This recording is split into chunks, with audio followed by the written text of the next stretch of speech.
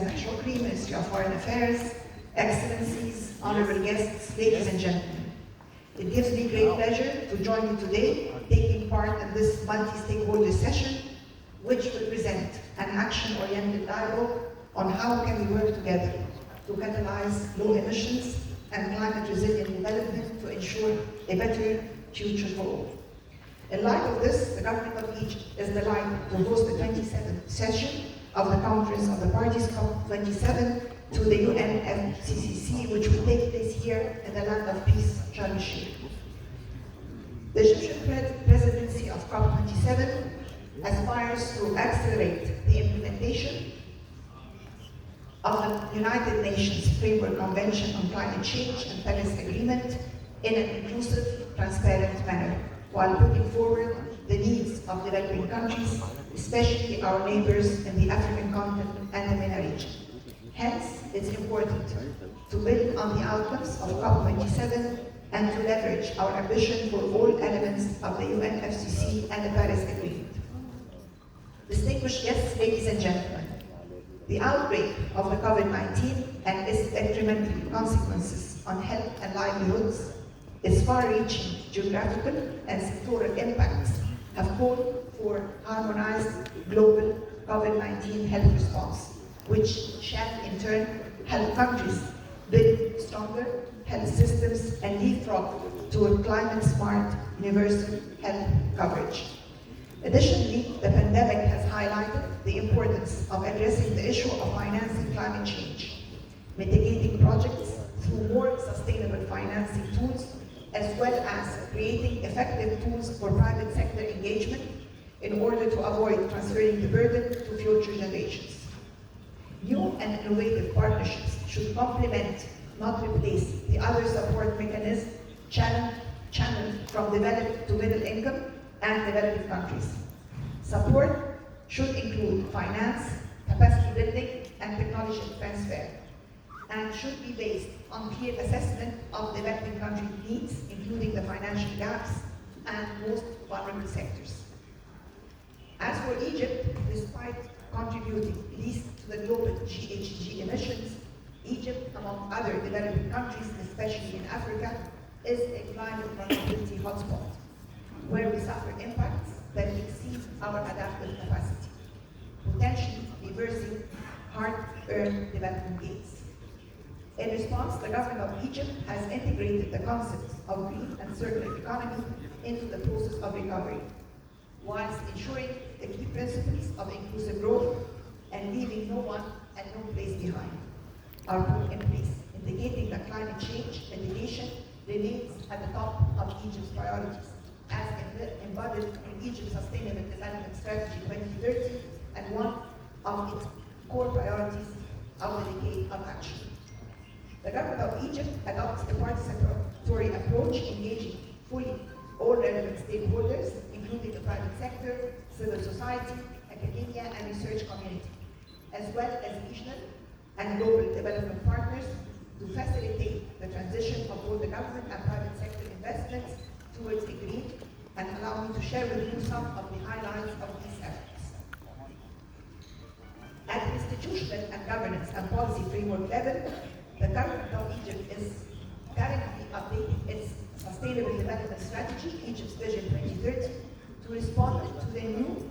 and emerging challenges, including population growth, climate change, and water scarcity, while considering the regional and geopolitical challenges and factoring in the impact of COVID-19. Two, in 2021, Egypt has launched the second phase of the National Structural Reform Program, targeting the root causes of imbalances in the green economy, aiming at achieving a well-balanced green and inclusive growth. Ministry of Planning and Economic Development, in partnership with the Ministry of Environment, launched for the first time the guidelines of the environmental sustainability criteria, targeting green projects to be included in the National Investment Plan. For the fiscal year 2021, we reached 30% of these projects are green, and we're targeting 50% by fiscal year 24-25. Fourth, an interministerial committee was established to draft a set of economic incentives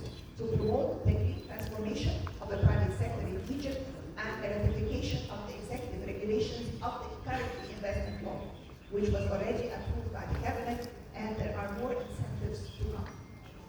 In addition, Egypt has recently launched the National Strategy for Climate Change and is currently preparing for two other national strategies that shall address all aspects of climate change, which are National Highway Strategy and the National Water Resource Strategy.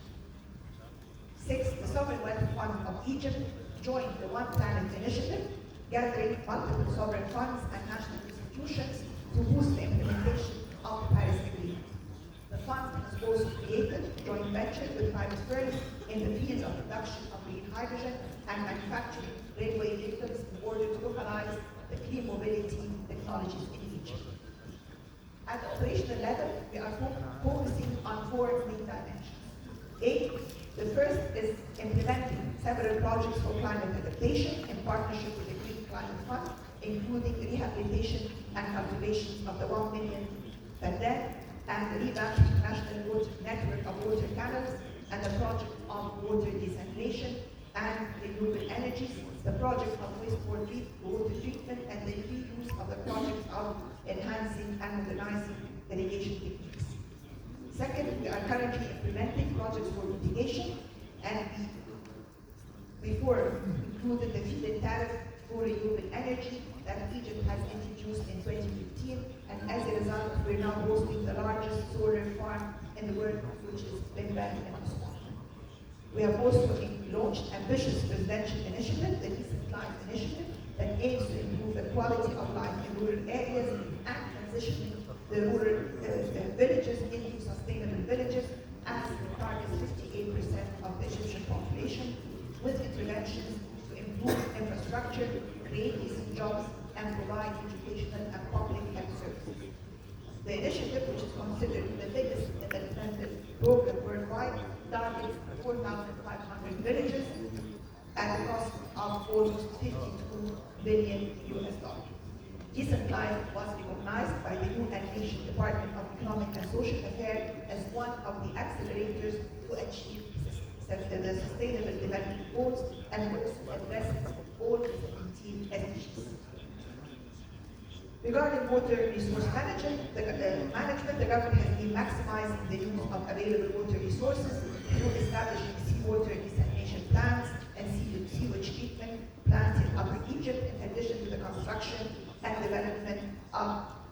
a lot of bridges on the course of the Nile, the rehabilitation of lining of irrigation canals. Finally, Egypt's President, His Excellency Abdel Fattah el-Sisi, recently inaugurated in the North Governorate of Port Said the water treatment plant of Bahr al-Baqar, the largest of its kind worldwide. The plant is one in a series of national projects to develop sanitary and enhance the optimum use of water resources. Distinguished guests, ladies and gentlemen, I believe that raising ambition should be done while taking into account the levels of external and internal debt for African and Middle Eastern countries, which limits the ability of decision makers to raise ambition and would allow them to take decisions without burdening future generations with financial obligations and burdens to deal with the effects of climate change while contributing these to it. In addition to putting these efforts into action through a participatory approach which engages all relevant stakeholders,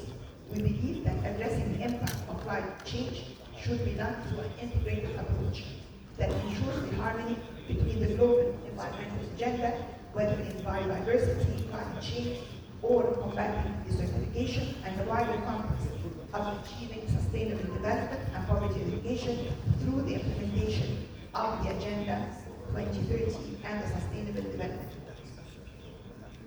Let me conclude by expressing that the government of Egypt would welcome you all and host all delegations and stakeholders of the 27th session of the Conferences of the Parties to the United Nations Framework Convention on Climate Change that is to be held in November here in Sharm el-Sheikh.